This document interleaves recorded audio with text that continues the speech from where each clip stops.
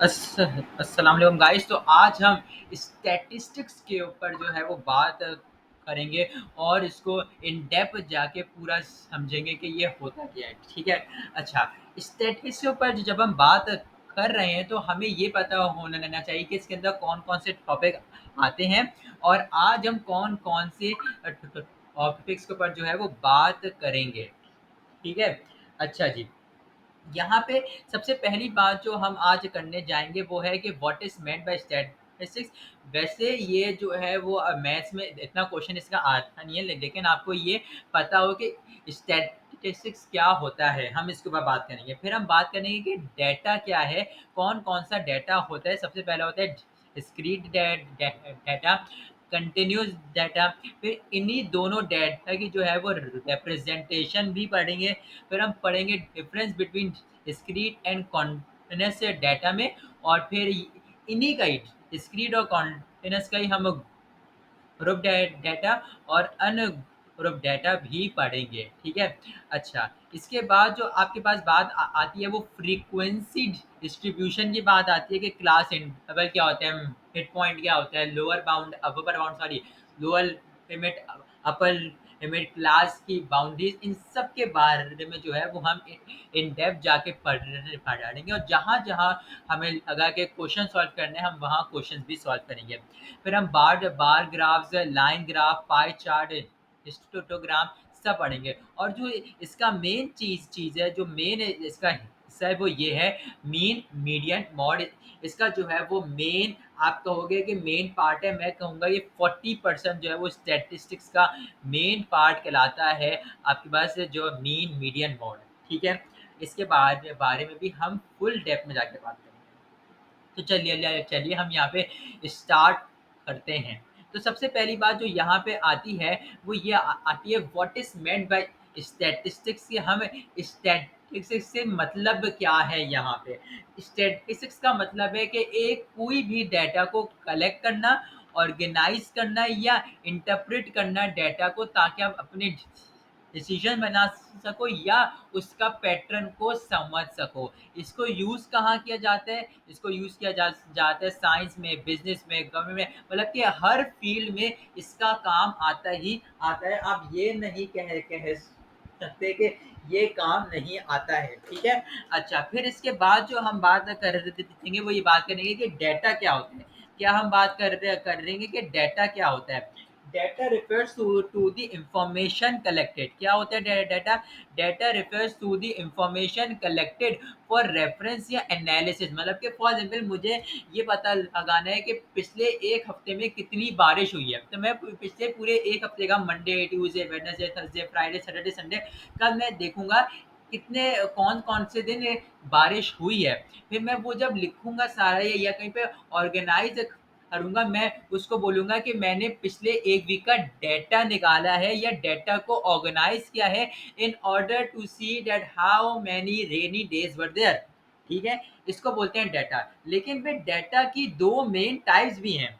Data की क्या है? जब मैं मैथ्स की बात कर रहा हूँ तो मैं मैथ्स के हवाले से ही बताऊँगा कि डेटा के कितनी टाइप्स हैं, वरना हर एक फ़ील्ड की अलग-अलग टाइप्स में आता है डेटा। यहाँ पे डेटा की जो टाइप्स हैं वो 2 हैं। पहली टाइप है डिस्क्रीट डेटा और दूसरी है कॉन्टिन्यूअस डेटा। जब मैं बात करता हूँ डिस्क्रीट डेटा की, तो यहाँ पे सिर्फ़ स्पेसिफिक वैल्यूज़ को लिया जाता है, ख़ास तौर पे होल नंबर्स को। कौन से नंबर्स को लिया जाता है? होल नंबर्स को यहाँ पे लिया जाता है। ठीक है जी। Number of student in a class it can be 20.5 student. ठीक है। अब उन स्पेसिफिक वैल्यूज को लिया जाता है कि जिनका होल नंबर, अब होल नंबर कौन कौन से होते हैं जो कि आपके पास जो पॉइंट्स में ना हो, फ्रैक्शंस में ना हो, उनको कहा जाता है होल नंबर। ठीक है।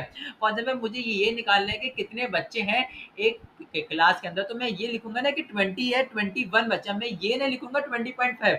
अब ऐसा तो नहीं कि 20 बच्चे पूरे, एक एक बच्चा आधा है, ऐसा तो हो ही नहीं सकता। अगर एक बच्चा है तो वो पूरा है, और अगर वो नहीं है तो वो पूरा नहीं नहीं है। ठीक है। यहाँ पे होती है डिस्क्रीट डेटा की बात। अब इसके बाद आता है कॉन्टिन्यूअस डेटा क्या होता है। इसके बाद क्या आता है? कॉन्टिन्यूस डाटा क्या होता है? वो डाटा जो आपके पास एक रेंज में चलता रहता है, ठीक है? फॉर एग्जाम्पल यहाँ पे एग्जाम्पल दी हुई दी height of students. For example student की जो हाइट है वो 150.5 से लेके 160.2 तक है। मतलब कि हाइट जो है वो पॉइंट्स में हो सकती है, लॉजिकल भी है, और ये हमें कॉन्टिन्यूस डाटा भी बताता है। ठीक है, तो ये हमने पढ़ लिया कि डाटा की टाइप्स क्या हैं और इनके बारे में पढ़ लिया। ये खास तौर पे एमसीक्यूज में पूछा जा सकता है। ठीक है, इसके बाद हम बात करेंगे रिप्रेजेंटेशन इनकी कैसे की जा सकती है। अच्छा, रिप्रेजेंटेशन पे जानने जाने से पहले मैं एक बात यहाँ बता दूं कि दो तरह के डाटा हैं। एक होता है अनग्रुप डाटा, कौन सा? Ungroup data. एक होता है ग्रुप डाटा। अनग्रुप डाटा का मतलब है कि वो डाटा जो सेट नहीं हुआ हुआ, और ग्रुप डाटा का मतलब है जो कि एक टेबल फॉर्म में या किसी भी फॉर्म में पूरी तरह से सेट हुआ हुआ है। ठीक है, फॉर एग्जाम्पल यहाँ पे आता है डिस्क्रीट डाटा। जब मैं डिस्क्रीट डाटा का नाम सुनूंगा तो मैं बोलूंगा कि होल नंबर्स की बात हो रही है।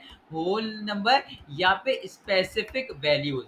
ये जब भी आप नाम सुनो अपने पास कहीं साइड में लिख लो के बाद यहाँ पे किस चीज की हो रही है। ठीक है, एक सेकेंड। यहाँ पे बात किस चीज की हो रही है वो ज्यादा मैटर करता है। ठीक ठीक है। इसके बाद आता है कि ये वाला, ये देखो यहाँ पे जो डाटा मौजूद है ये अन अनग्रुप डाटा है। ठीक ठीक है, यहाँ पे आप देख भी रहे होगे कि इसको सेट नहीं किया हुआ। लेकिन जब मैं इसको यहाँ पे प्योरली एक टेबल की फॉर्म में सेट कर देता हूँ तो ये बन जाएगा एक ग्रुप डाटा। ठीक है। अच्छा, वैसे यहाँ भी होता है कॉन्टिन्यूस डाटा में, लेकिन यहाँ पे फर्क क्या आता है, यहाँ पे पॉइंट्स की भी वैल्यूज आ जाती हैं। और जब पॉइंट्स की वैल्यूज आ जाती हैं तो मैं बोलूँगा कि मैं इसको ऐसे सेट करूँगा। अब मेरा इसका पढ़ने का तरीका कैसे होगा? जो एक लेंथ है, length is equal length is equal and greater than 1 but lesser than 4। मतलब कि इसके अंदर कौन कौन सी वैल्यूज आ जाती हैं? 1, 2 और 3। बस इसके अलावा कोई वैल्यू पहले वाले पार्ट में नहीं आएगी। इसके अंदर कौन कौन सी आ जाएगी? 1, 2 और 3। ठीक ठीक है। इसके अंदर कौन सी आ जाएंगी? 4, 5 और 6। ठीक है, आप यहाँ से भी पढ़ के देख सकते हो। मैं आपको अगर हाईलाइट करूँ, फॉर एग्जाम्पल मैं ये वाला यूज कर रहा हूँ 4 के लिए। नंबर ऑफ डेज 4 कैसे है? 1 till 4। अब इसके अंदर कौन कौन सी आ सकती है? 1, 2, 3। 2.5 आ सकती है, 3 आ सकती है, 4.5 नहीं आ सकती, 10.5 नहीं, 11, 12, 15, 8, 7, 13, 5, 3.5 भी आ सकती है क्योंकि लेसर देन 4 है। 6.5 आ सकती है, 3.5 फिर आ सकती है। तो मैंने देखा कि जहाँ पे ऊपर जितना दिया होता, मैंने क्या देखा कि जहाँ जितना ऊपर दिया होता वही वही चीज़ यहाँ पे लिखी हुई है। ठीक है, तो इसको आप बाकी खुद आगे सॉल्व करेगा और फिर ऑब्जर्व करेगा कि वही चीज़ लिखी हुई ऊपर या नहीं लिखी हुई। ठीक है, यहाँ पे बात एकदम क्लियर हो जाती है। इसके बाद अगली बात आती है फ्रीक्वेंसी डिस्ट्रीब्यूशन की। ठीक है, फ्रीक्वेंसी डिस्ट्रीब्यूशन का मतलब क्या होता है कि डाटा को ऑर्गेनाइज कैसे किया जाता है टेबल की फॉर्म में कि हम वैल्यूज को शो कर सकें। सबसे जो मेन, मैंने यहाँ पे सारी मेन बातें लिखी हैं, बाकी बातें जो है वो मैं आपको क्वेश्चन के अंदर समझा दूंगा, लेकिन जो मेन बात है, जो अलग से हाईलाइट करने वाली बातें, वो मैंने यहाँ पे लिख दी हैं। ठीक है, जो सबसे सबसे पहली मेन बात है क्लास इंटरवल किस चीज, किस भला का नाम है? क्योंकि आप लोग पहली बार सुन रहे हो तो आप बोलोगे किस भला का नाम है ये? क्लास इंटरवल कहते हैं कि रेंज होती है।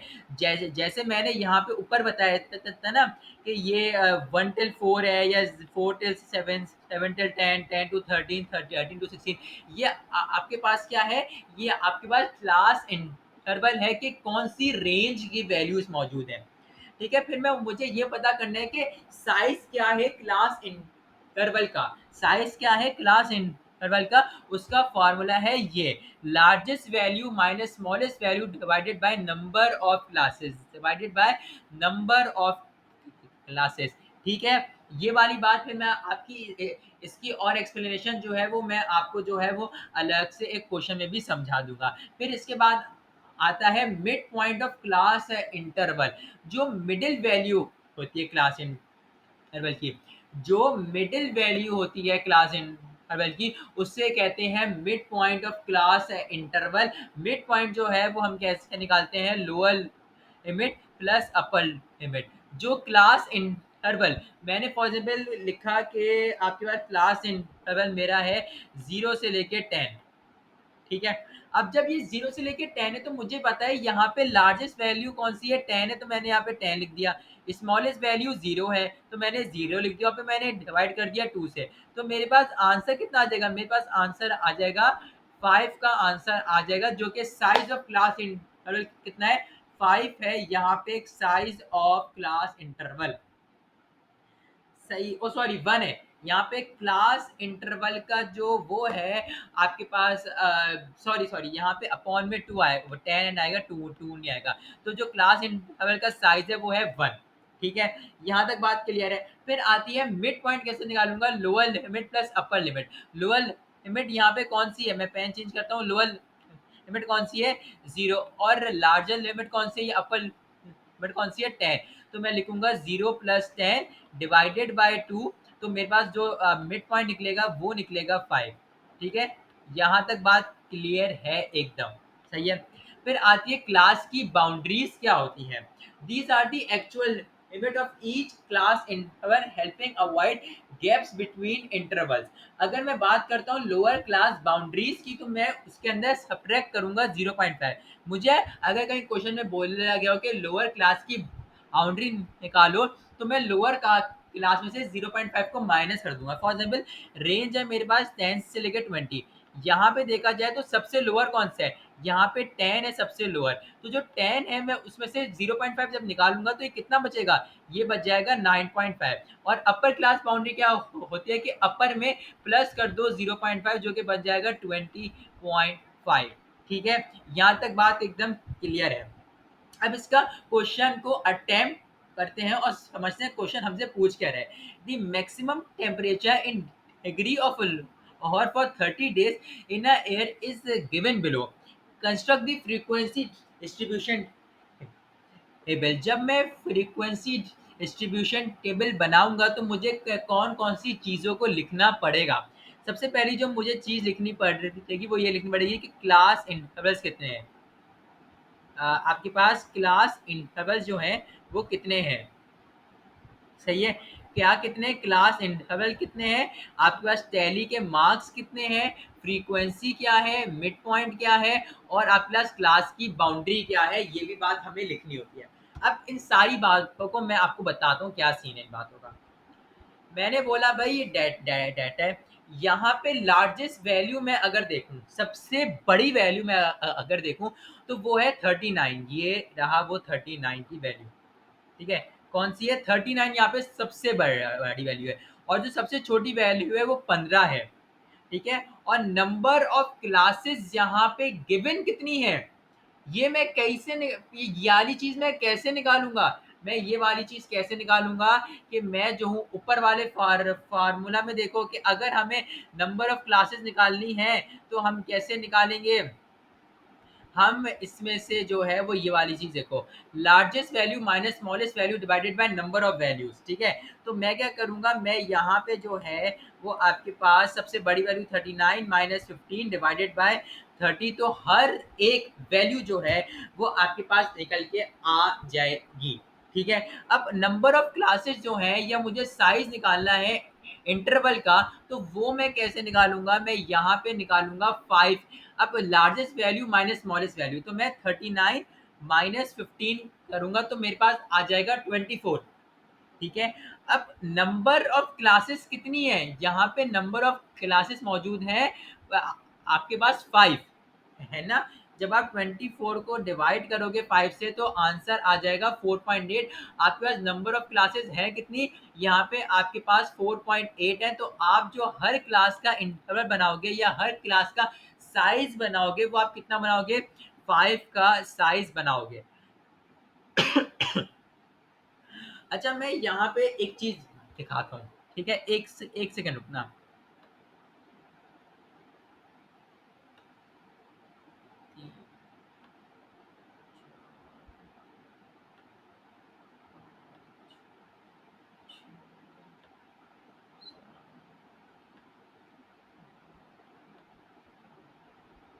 अच्छा, ठीक है, ठीक है, ठीक है, बस मैं एक क्वेश्चन को चेक कर रहा था कि वो सही है कि नहीं। अच्छा, यहाँ पे ये आपका साइज़ निकल गया क्लास इंटरवल का। अब आपको पता है हाईएस्ट कितनी है? 15, और मुझे हर क्लास में 5 लोगों को रखना है। तो मैं क्या करूँगा, मैं रखूँगा सबसे सबसे पहले 15 को, 15 के बाद मैं रखूँगा 16 को, 16 के बाद रखूँगा 17 को, 17 के बाद रखूँगा 18 को और फिर रखूँगा 19 को। मतलब कि एक क्लास में 15 से 19 बच्चे होने चाहिए। तो मैंने वही चीज़ें लिख दी। आपकी मर्ज़ी है, आप इसको ऐसे लिखो, या आपकी मर्ज़ी है आप इसको ऐसे भी लिख सकते हो। 1 सेकंड, 1 सेकंड, 1 सेकंड, 1 सेकंड।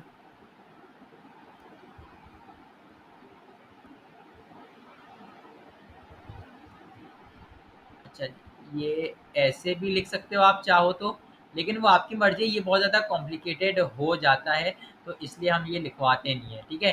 ये वाली चीज़ भी लिख सकते हो और आप ऐसे भी इसको लिख सकते हो। अब टैली का क्या कॉन्सेप्ट है, ये समझो। यहाँ पे अब मैं जो जो चीज़ रेड से मार्क करूँगा ना, आप उसको रेड्स की नज़र से ही देखिएगा, ठीक है? बाकी चीज़ें मैं मिटा रहा हूँ, ये वाला कॉन्सेप्ट समझना बहुत इम्पोर्टेंट है।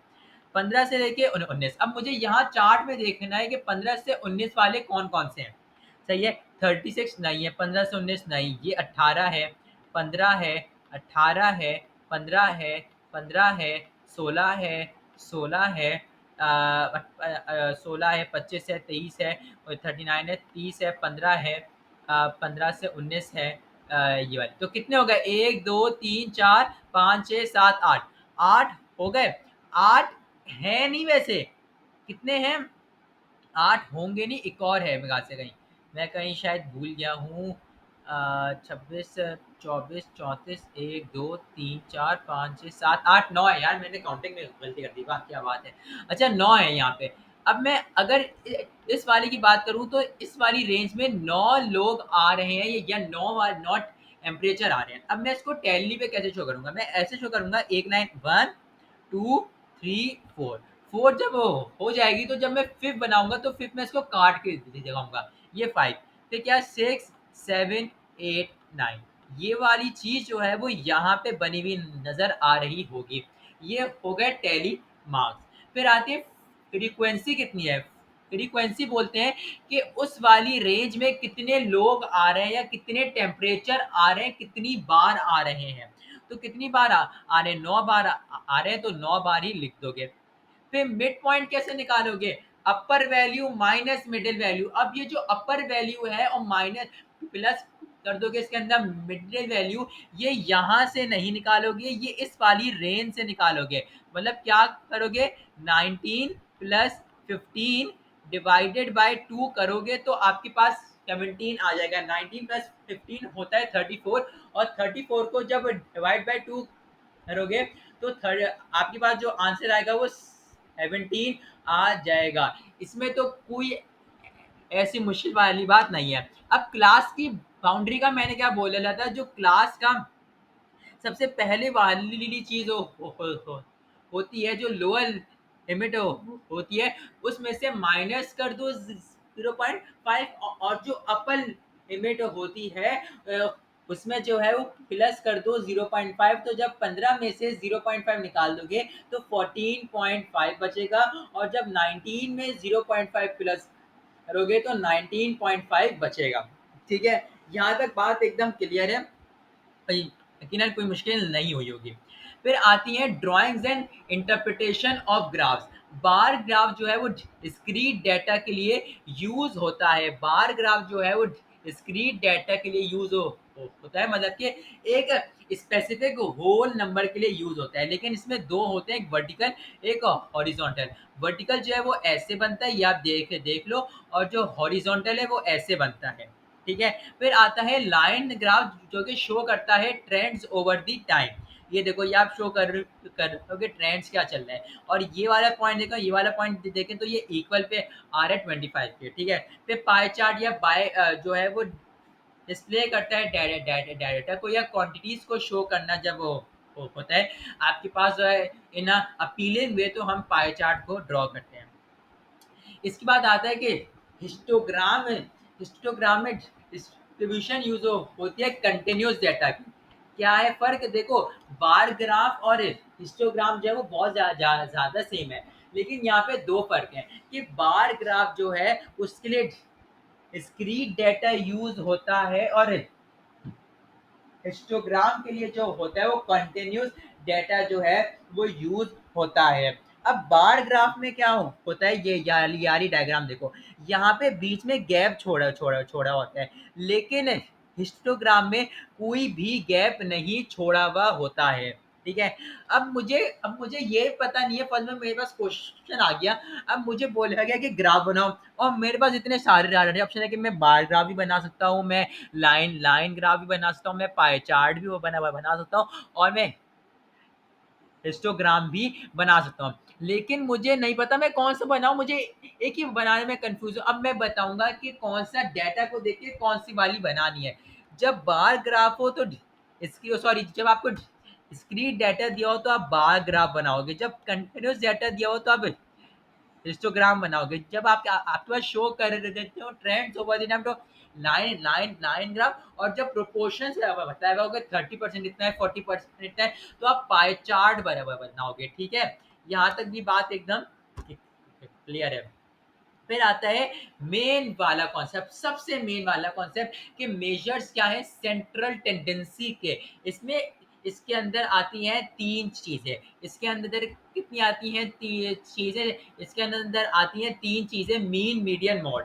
क्या आता है मीन, मीडियन, मॉड? मीन क्या होता है कि एवरेज निकालना पूरे डाटा का, एवरेज निकालना पूरे डाटा का, कि आप सम कर दो पूरे डाटा का, जितने भी डाटा उन सबको ऐड कर दो और डिवाइड कर दो total number of all values में। फॉर एग्जाम्पल मेरे पास डाटा है 4, 6 और 2, तो मेरे पास ये इसका सम कितना आ जाएगा? 12 आ जाएगा, और ये कितने हैं? 1, 2, 3, तो मैं डिवाइड बाय 3, तो जो इसका मीन है वो निकलेगा 4, ठीक है? और ये बात ज़रूरी नहीं है कि मीन वो ही निकले जो डाटा में दिया हुआ हो, कभी ऐसा भी हो सकता है कि मीन पॉइंट में निकले, और ज़्यादातर ऐसी होता है कि मीन पॉइंट में ही निकलता है। और आप जब मेजर और सेंट्रल टेंडेंसी पढ़ रहे हो ना, तो आप इसको कभी भी अपॉन की फॉर्म में नहीं लिखोगे, आप हमेशा कोशिश करोगे कि आप पॉइंट्स के फॉर्म में लिखो, ठीक है? लेकिन ये वाली जो बात मैंने अभी अभी बताई ना, ये अनग्रुप डाटा के लिए थी। जो ग्रुप डाटा के लिए बात आती है वो आती है frequency multiply by mid point divided by frequency. मतलब कि मुझे अगर इसका मीन निकालना है तो मैं कैसे निकालूंगा? मैं यहाँ यहाँ पे बताता हूँ कैसे कैसे निकालूंगा। मैं इन दोनों को मल्टीप्लाई करूंगा। देखो, समझो बात मैं क्या कह रहा हूँ। मैं जो हूँ वो इसको और इसको जो है वो मल्टीप्लाई करूंगा और डिवाइड कर दूंगा। कितनी फ्रीक्वेंसी है? यहाँ पे 9 है, तो 9 मल्टीप्लाई बाय 17 डिवाइडेड बाय 9 जो है वो मैं कर दूंगा, ठीक है? अच्छा जी। फिर आती है मीडियन। क्या होता है? किस बारे में बात कर रहा हूँ कि मीडियन क्या होता है? मीडियन जो होता है वो आपके पास मिडिल वैल्यू होती है। मीडियन क्या होता है? मिडिल वैल्यू वैल्यू है। अगर फॉर एग्जांपल एक नंबर दिया हुआ है ऑड, ठीक है? अब एक नंबर जो है वो ऑड है, उसको आप कैसे निकालोगे? तो उसको आप ऐसे निकाल दोगे, कितने नंबर्स हैं, जितने भी नंबर्स हैं उन सब को आप प्लस कर दोगे 1 में, और डिवाइड बाय 2 कर दोगे, डिवाइड बाय 2 कर दोगे। फॉर एग्जाम्पल मेरे पास दिया हुआ है 4, फॉर एग्जाम्पल मेरे पास दिया हुआ है 4, 6, 8 और 8, सही है? मेरे पास 3 है, ये ऑड नंबर्स हैं। अब मैं इसका जो है वो टोटल नंबर ऑफ टर्म्स कितने? 3, 3 प्लस 1 कितना होता है? 4, 4 डिवाइड बाय 2, तो जो इसका मीडियन निकलेगा वो निकलेगा 2, जो है वो इसका मीडियन निकलेगा, सही है?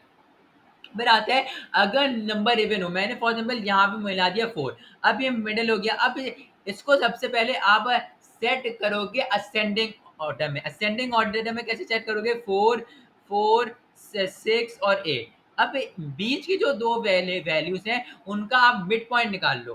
4 प्लस 6 डिवाइडेड बाय 2 जो कि आंसर निकलेगा 5, और जो इसका मीडियन है वो निकलेगा 5। ठीक है, ये वाली बातें सारी क्लियर है। मोड क्या होता है? मोड होता है दी मोस्ट रिपीटेड वन, कि कितनी बार कौन सा नंबर रिपीट है वो मॉड है। फॉर एग्जाम्पल मेरे मेरे पास एक क्वेश्चन आता है एग्जाम में।